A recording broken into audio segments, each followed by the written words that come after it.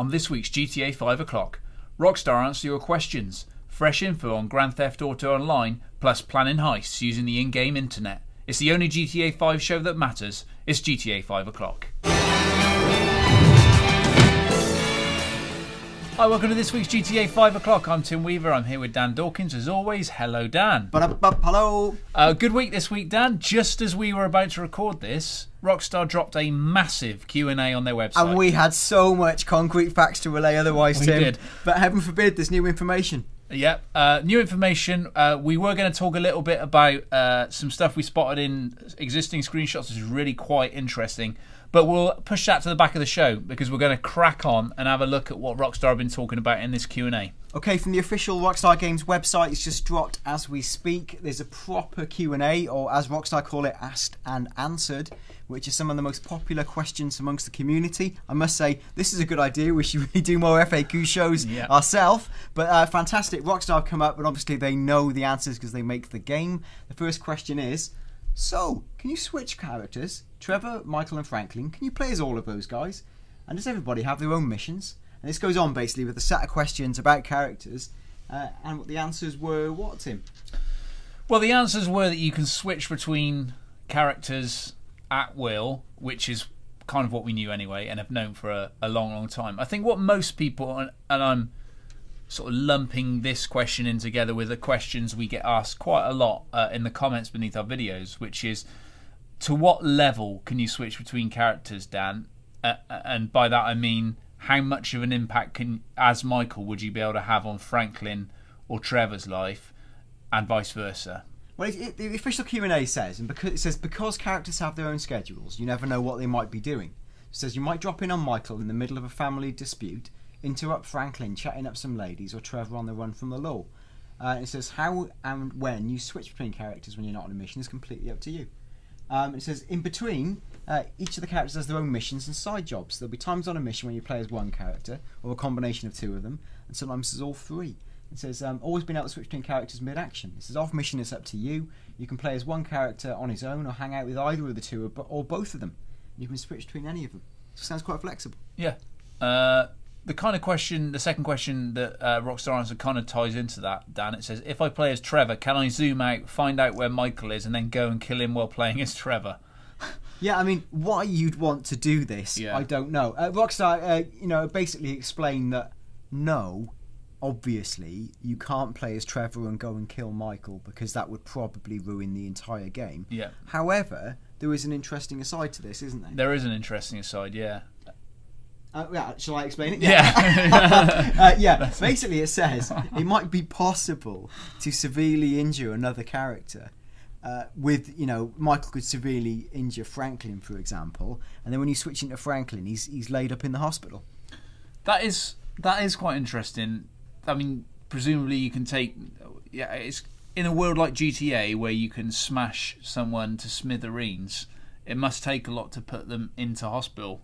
Because we saw in our demo Michael getting knocked over by a car and getting up pretty much okay. Yeah, I mean, whether you have to take a tank to them or something preposterous, I mean, even then, a tank blast might lead to slightly more than hospitalisation. Yeah. But I'm guessing it won't be in a way that you then spend 6 months in real time undergoing rehabilitation and therapy. I'm sure that, like in the old games, you'll wake up in hospital and just be like, whoa, what an operation that was, but I'm ready to go. Yeah, I thought it was quite funny in there when they said having found the other character, you'll certainly be able to hang out with them, annoy them should you choose, and maybe even assault them. Yeah, and it says the characters have remarkable powers of recovery and good health insurance. Okay, third question, Dan, is a question about the special edition, asking whether you'll get the large blueprint of the map that we saw, that we talked about on a previous show, in the regular edition of GTA 5. What did Rockstar say about that? Oh, well, they said, in previous GTAs, we've always included a map of the world to aid players navigating the city. In all versions of GTA 5, the game disc will accompany a map with all of the details players will need to navigate the world. One big change with this game, though, is that with a world of this size, we created a double-sized map, so players have all the information they might need to discover and explore the world. It says the blueprint map in the other editions does contain plenty of additional information and secrets on it. Now, am I still reading that as the deluxe, the special edition does still have the best map? Yeah. I think that's exactly what it is. Yeah, so they don't want to say that explicitly, but that's the case, isn't it? That's effectively what they're saying. So just to clarify, the standard, this is what we think anyway, this is what we've read this reply as meaning. In the standard edition, you'll also get a map, like a traditional kind of map that you get, probably quite glossy, that you get in every GTA box when you pick up a new version of the game. But in the special edition, you'll get that extra big double-sided map, blueprint, and that map will include additional secrets, locations, things to see. That yeah, kind of I mean, Rockstar don't want to make it sound like you're getting palmed off with some sort of B-list version if you get the regular game. I think they're trying to say the standard map is perfectly sufficient and good, but if you want the super deluxe map, you buy the special edition. Next question is from Pedro from Brazil, and Pedro's worried because he wants to pre-order the special edition and he can't in Brazil, and what's going on? Now, I don't know how big a Brazilian listenership we've got, but don't worry in any case, because Rockstar assure Pedro, they say, we're working hard to make the special edition and collector's edition available for pre-order in Brazil. Says we're waiting on some customs issues to be resolved, and when it's all sorted out, you can go to the Rockstar Games /V/pre-order page, and it will be fine. So good news for Brazil, a Confederations Cup victory followed by the news that you'll finally be able to pre-order GTA 5, double wham. Excellent. Next question says, would you be able to tell me to what extent weapons and vehicles are customizable? Rockstar are slightly coy and say we are not going into detail yet, but we can tell you that both will be very customizable with a range of weapon upgrades and some very deep car customization. Stay tuned for more very soon. So that sounds like the subject of a forthcoming screenshot and or trailer reveal. It's interesting that they are being so coy about that, because they have talked about it previously. I mean, when we went to see the demo, I wouldn't say they talked extensively about it, but they listed the possibilities that might be associated to vehicle customization. They listed some of the properties you'd be able to own, that kind of stuff. I wonder if it's going to be tied to a bigger reveal, either about the way finance works and the way you can spend your money, or possibly the way online works. And customization and things like that. It sounds like it's on its own. I wouldn't have thought it would constitute an announcement stage. It would be quite new for them, but I think as part of a wider announcement, it makes a lot of sense. This is a really interesting question, and one we've had before. Rockstar were asked, how many discs will the Xbox and PSP versions have? And there was a couple of other questions on that line. Now, Rockstar reiterate that GTA 5 is their largest and most ambitious game ever. Some stuff about how much processing it uses, rah rah rah. And it says, now here's the big news. For Xbox 360, GTA 5 will ship on 2 discs. And it says disc 1 will be used for a one-off mandatory install, and disc 2 to play the game. Now I'm guessing that on PS3 it's 1 disc, right? Yeah, well that's certainly what it alludes to. Yeah, so it only stresses 2 discs for Xbox 360. Yeah, so they again, are. For PlayStation 3, the game ships on 1 disc. 1 disc. I don't think that's enormously surprising, though, is it? I mean, other than the first disc being used as a sort of install disc, perhaps we weren't expecting that, but I don't think the Xbox 360 version shipping on 2 discs is enormously surprising. Given that it's happened in the past and GTA 5's even bigger, you just didn't see how it was going to be any different. At least they've confirmed it. It takes the mystery out of it. They do also state that the initial install on 360 requires... Well, it either goes on your 360 hard drive or an external 16 gig USB flash drive with at least 8 gig of free space. It says if you're using a USB flash drive, it must be at least USB 2.0 compatible with a minimum 15 megabytes a second read speed. It's good stats, isn't it? That's some good old statage. Okay, next question, Dan. It says, will we ever see GTA 5 gameplay? Yeah, Rockstar's answer is pretty enigmatic here. They go, yes. So not even enigmatic, assured. And it says you can see it soon, and it says in brackets, or in September if you don't want to see it now and wait until you can play it. And it says the first official gameplay video, it's on its way. Now that's really interesting because it means Rockstar have listened to what everyone is saying, is that they want to see the actual game in action. More tellingly, soon, Tim. It's coming soon. Now, Well, let's think about it, Dan. There's what, 10 weeks till it's out? So, and in this Q&A, they've alluded to all manner of things that they've still got to cover. You know, they've still got to cover multiplayer. There's presumably going to be some sort of hands-on. They want to talk about customization. And now they're talking about gameplay videos. That suggests that soon is really soon. Yeah, and they're going to have to fit in, we probably know, like a quite big Grand Theft Auto Online reveal at some stage. Plus, they've hinted they'll be talking about customization at some stage. Now, whether they're separate reveals or not, we don't know. So, even at maximum dispersion of those hits, you're looking at sort of like 4 or 5 weeks between information release. All I can say is that if big news was to happen, we will be talking about it on our Twitter feed and on the show. So I would strongly advise you to follow at GTA VO Clock and subscribe to the show. That's all I can say right now. Just to add to that, people who already follow our Twitter feed may be able to read into that something more than the people who don't. Anyway, a reason to check out our Twitter feed. Dan, next question. Hey Rockstar, says Mouth Off. I'm curious whether you're planning to release GTA 5 on the PC. And another question says, will GTA 5 come out to next generation consoles? Now this is something we've addressed multiple times on the show, where we're at liberty to be a lot more outspoken in our views than Rockstar are. Now here's the reiterated official line from Rockstar. Now you've got to look for what they're sort of not saying or not ruling out here. And it says, the only versions of the game that we have announced are for the Xbox 360 and PlayStation 3, which is set for a September the 17th worldwide release. We don't have anything to share about the possibility of a next-gen or PC platform release at this time, and we are completely focused on delivering the best possible experience for the consoles people have right now. Tim, where in that are they ruling out next-gen console versions? Dan, they aren't ruling out next-gen console When are they versions. ruling out the PC version? Dan, they're not ruling out PC versions. Do we expect there to be a next-gen and PC version, Tim? Dan, we absolutely do expect that, and we've said it constantly over the 6 months that we've been running this show. People in the lots of people in the comments say every week. Honestly, we read your comments and we really love reading them and your questions and stuff. But people in the comments constantly say that we've called it wrong. That it's not going to be next gen and PC versions. Now, maybe we will be proven wrong. But I literally would stake Dan's life on there being a next gen and PC version. I'm not sure my children and family would back that assertion, Tim. They would, but Dan. They would. I am, nevertheless, confident enough to risk my face and credibility, not my actual face, in the sort of the faces in the karmic term. I think it's going to happen. Let's find out. Rockstar haven't said no, folks. No. Right.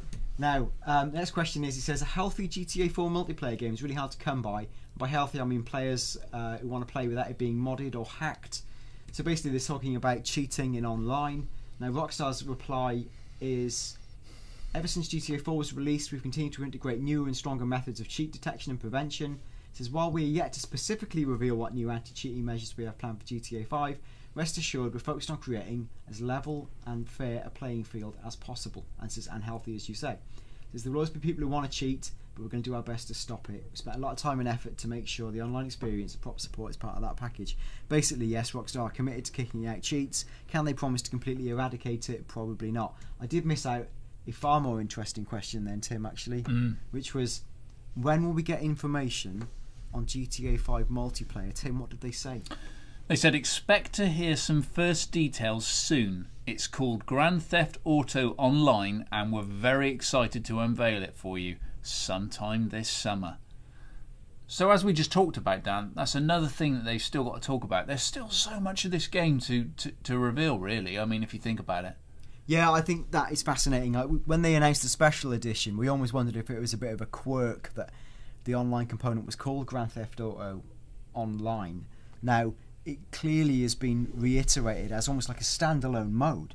Grand Theft Auto Online. It's worth noticing it's not Grand Theft Auto 5 Online. No. It's Grand Theft Auto Online. Now, I see this as effectively a sort of agnostic service announcement almost, where I think, looking towards the future, I think Rockstar will be looking to build on the Grand Theft Auto Online brand. And this is, again, what we've talked about on the show. I've talked about from interviews with Sam Houser, where he's expressed his interest in the sort of MMO PC model, and I think this is Rockstar's baby steps, and we've said this repeatedly, into this world, and I think this is the right thing. It's the way the world's moving, it's the way the next gen consoles are. It's to do with this sort of always online connected universe we're going to get with games like Destiny.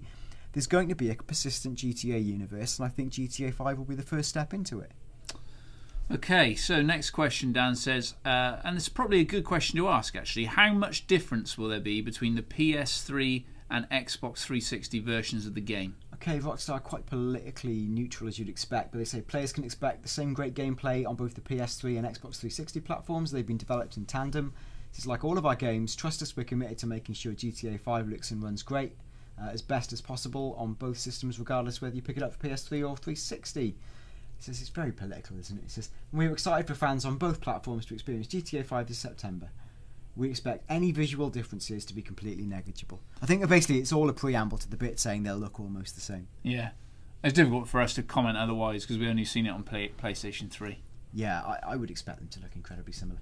Now, one guy at the end, he says, I smell a delay, because he's suspecting that the game will be delayed. And Rockstar are quick to say, this is hugely reassuring. There's nothing to worry about, so we aren't quite sure what you're smelling. GTA 5 will be available for PS3 and Xbox 360 on September the 17th, reiterated, confirmed. Hey, there'll be some egg on the faces if that doesn't happen.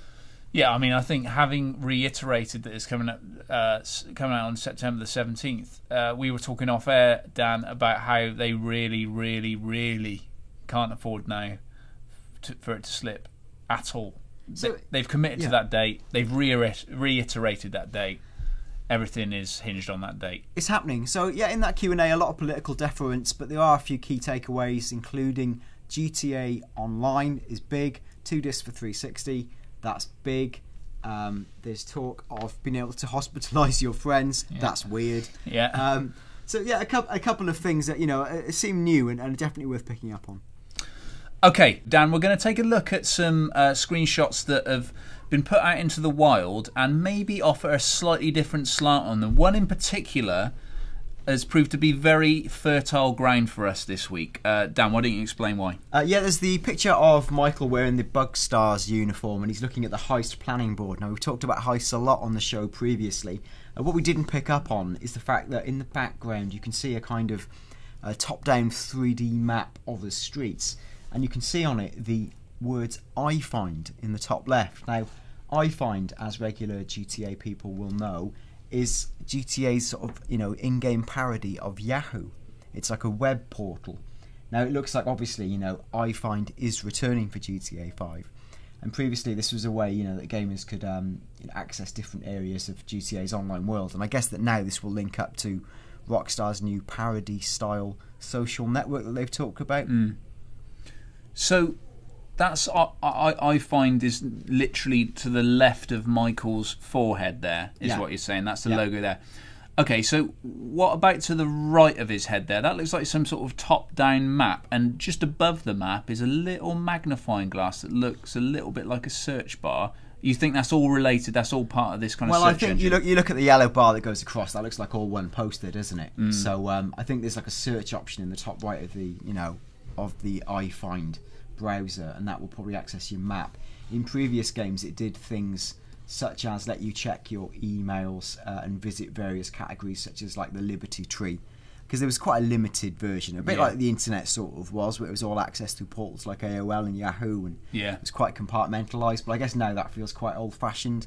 So I would have expected, GTA 5 to match, what current trends are really. What's most interesting, I guess, about that top-down map is it suggests there's some sort of Google Earth style program in GTA 5. Maybe that could be one of the options on your phone. Yeah, quite possible. Again, when we saw the game running in a demo, you could see the way the game, first of all, is mapped in your sort of on-screen radar, which was like a sort of 2.5D thing, a bit like Apple Maps that launched quite recently. But also when you did the huge camera zooms from on high and it would go to the you could see then that they've obviously extensively mapped everything. So I think that data's in the game, and I think lifting it out to a companion app would be quite easy to do. What's interesting as well is that provides that idea of having like a Google Earth style application within the game does reinforce the idea that these heists are like, you do have to plan these heists down to the very, very finest detail, and that includes routes in and out of the heist. It includes locations. It includes scoping that stuff out. it's only painting a more and more exciting picture of what we can expect from the game. Yeah, I mean, it's obvious. Like the post-its just hint at like a variety of different stealth options, I guess. You know, one is like entering the vent. There's another way you can enter a tunnel, presumably underground. There's, you know, disabling the alarms. There's disabling CCTV. Now, you know, whether it's a case of you choose which one of those routes you take, or whether you need to strike out all of those things to get the perfect stealthy entry, you know, I don't really know. But as I say, Rockstar have talked about the heist being inspired by Hollywood. You know, there's going to be great variety in the heist, basically. Okay, so a second screenshot this week, Dan. Not brand new by any stretch of the imagination, but it's kind of been bubbling there in the background, and we haven't really talked about it. We haven't talked about it at all, in fact. But we thought we'd address it this week. Why don't you give us some background? It appeared on a Spanish pamphlet. Well, apparently it appeared in like a Spanish pamphlet for L.A. Noire. Now, this is the thing I'm struggling with, is that there's no great sort of provenance for this, in that nobody's shown a picture of this screenshot in its original format, or I've certainly not seen it. So I don't know whether I doubt it's in an L.A. Noire instruction book, whether it's in a sort of insert, you know, like one of those little one-off sheets they sometimes I think through Google Translate we managed to ascertain that it was some sort of promo leaflet inside the LA Noire manual, perhaps.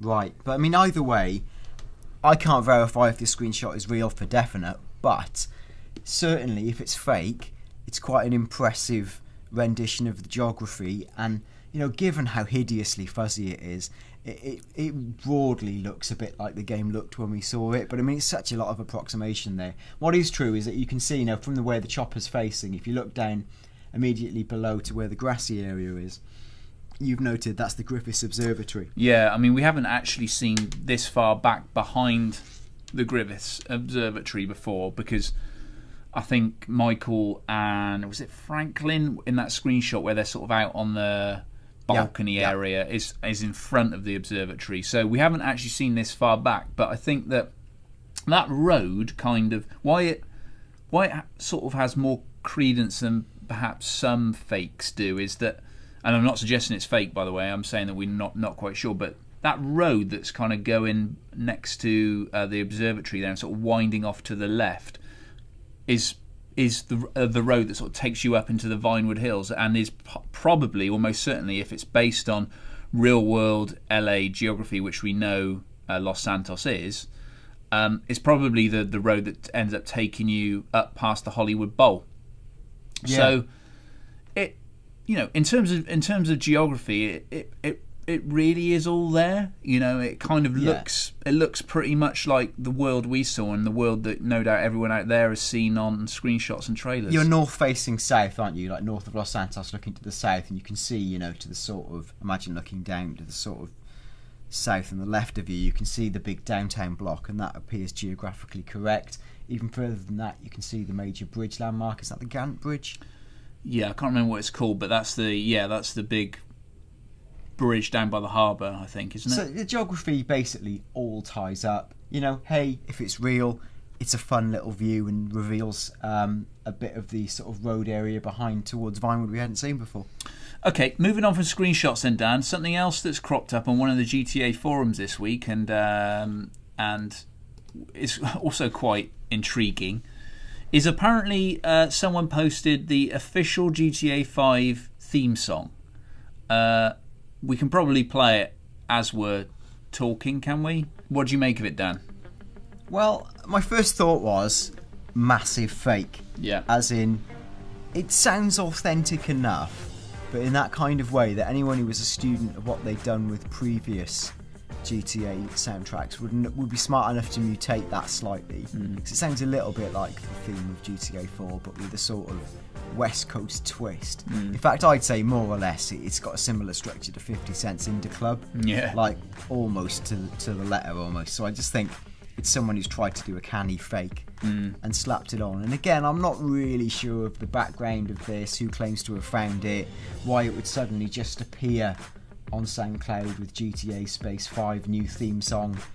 It's all a bit weird. I don't know who'd be looking to leak that or how they'd have got hold of it. But by the same margin, you know, it is in the ballpark of what you can imagine. And you Tim, actually noted something interesting about the first couple of bars. Yeah, I mean, literally the first sort of 1 to 5 seconds of the song sounds very, very similar to the music that accompanied the Blitz play mission we saw when we saw the game demoed. That sort of dig dig dig dig dig dig dig dig dig dig dig dig dig. Because you remember, and long-time listeners will remember, I likened that song to the song at the start of The Dark Knight, where they're the Joker's kind of sort of leading this heist on the bank. And that also, the Hans Zimmer tune to that also had a dig dig dig dig dig dig dig dig dig dig. So in that respect, it's quite similar. Beyond that, it's very difficult for us to say because it doesn't sound like the song we were listening to. Well, in fact, it's not the song we were listening to when Blitzplay was playing out. But just those first few bars are very close. Yeah, I think it's file and curio piece, certainly not fact. We'll find out in due course. Dan, let's answer a few questions. We've got some quite interesting stuff this week from readers. We'll kick things off with Joe Lowery, who says, will we be able to do heists on any store we want to? I'm assuming he means outside of, planned mission-based heists. Well, no, I mean, the main heists they're big events, really. They're like sort of story landmarks that you can approach technically in any order as long as you've done the prep. There's 5 or 6 of them. They're based on Hollywood, different movie themes. You won't be able to perform, I think, a full-blown heist. Whether you can go into a store and hold people up for cash might be different. But, I mean, again, that's kind of been a feature of previous GTAs. I would have thought that would continue, but I don't think you'll be able to break into any building in GTA and take the cash out. I guess probably what he's also asking is, could you say pick a store and create your own, heist? Do you know what I mean? So the game dictates what it sort of funnels you down the path towards these tentpole heists and these mini heists, but could you select a store? I don't know. Yeah. The truth is I literally don't know, and you could only speculate that would be an entertaining thing to do in online. I think that would be quite a nice strand if you could choose. You look at something like Hideo Kojima is doing with Metal Gear Solid 5, where you're going to be able to use your tablet or your phone to create your own missions to play in the game itself. Now, GTA certainly haven't talked about second screen functionality, but they might be interested in the idea of sort of user-created missions. It's speculation, I don't know. Okay, Rasta90201 says, who is the game's antagonist? We don't know, but I have heard people claim, and again, I'm afraid I don't know the source of this, people claim it's in fact one of the main characters. Right. You could construct one of a the case. 3 men. Yeah, you could construct a case for sort of any of them. In a way, you could sort of, because we've talked about previously about Franklin working both sides of the law, and it could be a big reveal that he's in fact like an FBI informant, or he works for the feds, and that's his angle. So he's sort of the bad guy, and then you're like caught in two worlds where you're empathising with him and also against him. It's like that quite interesting. What's the Leo DiCaprio movie where he's The playing Departed? both sides? Yeah, it's a good movie. Yeah. Something like that. There's a potential angle. There's obviously the angle for Trevor to be the villain because he's billed as being fairly mad, so that you could see him getting furious. And it's talked about at the end of every heist, you'll have to sort of decide how you split the proceeds of the heist. Now, it could be that they have a falling out, halfway through the game, and it causes like a seemingly irretrievable rift, causing one of them to go bad. In probably because he's the least expected, the most amusing villain would be Michael, because you just wouldn't expect it. No. Whether he's kind of like a calculated master brain using the others for various different reasons, and I quite like the idea of humanising the arch villain through his family first. But again, it's speculative. I don't think they've really talked about it in previous games.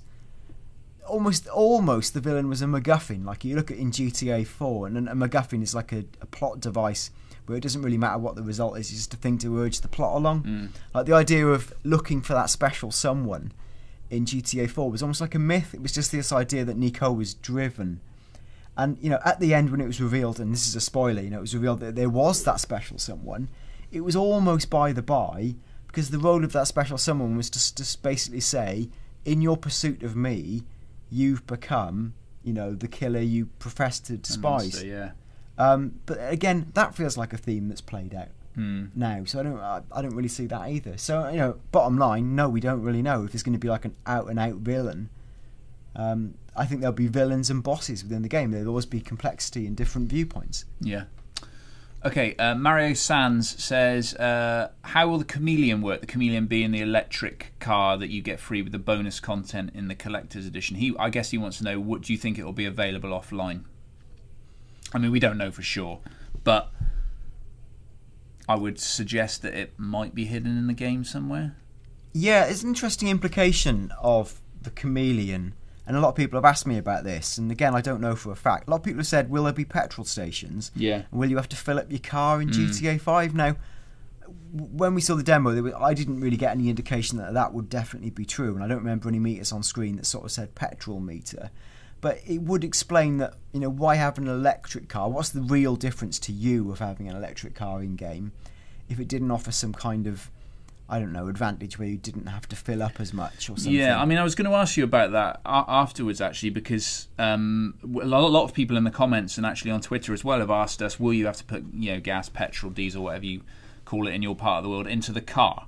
And we got asked that a few weeks ago, actually, before one of the readers asked it a few weeks ago, and we were not dismissive about it. We thought, oh, that'd be quite if you had to take regular breaks to fill up your car, it might destroy some of the pacing of the game. But now you're right. I mean, why introduce an electric car if it's not going to run on different rules to normal cars? Well, what's the advantage of it? That's the thing. It's not that cool. It's not like real life where you might drive an electric car or a Prius purely to sort of smarm over your middle class friends and go, I protect the environment. Yeah. I don't think that's going to be a big prestige leader for Michael, for example. So I just think there must be some functional advantage to it.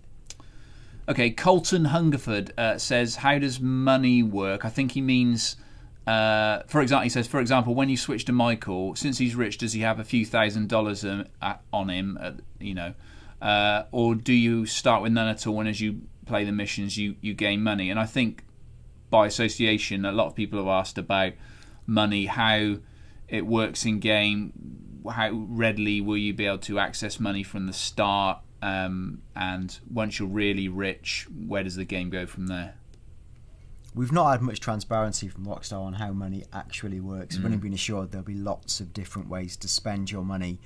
We've had it confirmed that heists will be, without a doubt, your way to accumulate huge cash fast. So that there'll be a huge incentive to perform the heists, a pure physical, financial incentive. In terms of the nitty-gritty of, does Michael start with more money than Franklin, for example, I honestly don't know.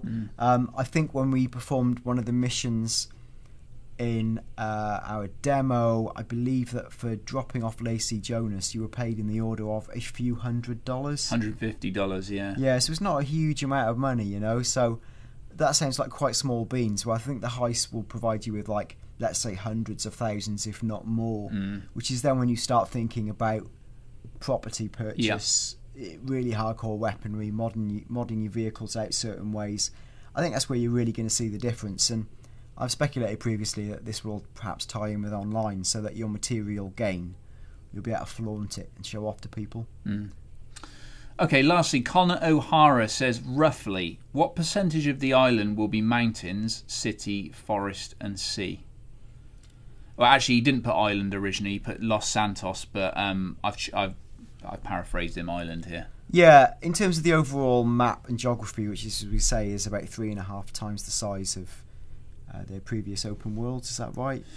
Or 3.5 times the size of Red Dead, is that right? Yeah, it's the size of Red Dead. The landmass is the size of Red Dead, San Andreas, and GTA 4 combined, and that includes obviously underwater sections because they've mapped the ocean floor and that kind of thing. It's hard to know precisely. Certainly from what we saw from the demo, looking at the zoom outs and the maps and the sort of the view as we were falling down in the parachute, looking back at the city. My feeling, I don't know what you think about this, Tim, is that the city itself, like Los Santos City, as we saw in that screenshot earlier on, was about 20 to 25% of what was viewable. Yeah, I mean, I think I've said on previous shows, I think it was somewhere between 20 to 30% of the map. I mean, what's worth underlining again for people who haven't perhaps been with us every week since we saw the demo is that we didn't get to see a 360-degree view of the island. It was kind of like a, what do you think, Dan? Like a 180, 200? Yeah, like a constrained view. A constrained view in a hilly area. So it's difficult to tell what the rest of the makeup of the island is like, but I think definitely the city was somewhere between 20 to 30%, which gives you an idea of just how vast this place is. I mean, the mountains obviously take up a big section of the middle. Again, we didn't get like a full 360 view of them. We saw Josiah, probably glimpsed Chiliad as well as we were descending out of the air, but forests and stuff, difficult to say. I mean, because we just didn't get enough of a view. No, we didn't get enough view. I think approximately, let's say the city is 30%. I think undersea will be in the region of say 15 to 20, looking at the scale of it, and then you've got a good 50 to 55%. And I know this is such cod maths, of countryside area encompassing mountains, scrubland, desert, alternative to the density of the city itself, really. It really was big. People are so upset and so worried about, is the game going to be as big as Rockstar say?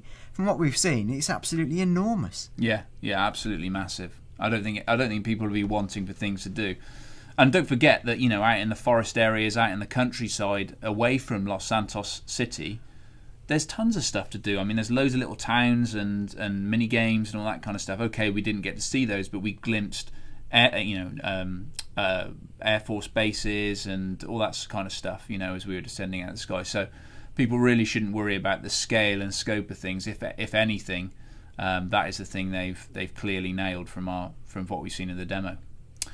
So thanks for listening this week. Again, Dan, do you want to remind people why they should keep tuning into GTA 5 over the coming weeks? I'm not allowed to say. I don't know what to say. I would say, as I would say at any time, you should subscribe to GTA 5 O'Clock now. Trust me, you won't regret it. And follow us on @GTA V O'Clock, because if there was to be news, that would be the first place to know about it. Okay, thanks for listening this week. Do post your comments down below this video or get in touch via Twitter. We always read them and we'll try and feature as many as possible on the show. In the meantime, thanks for listening. Goodbye.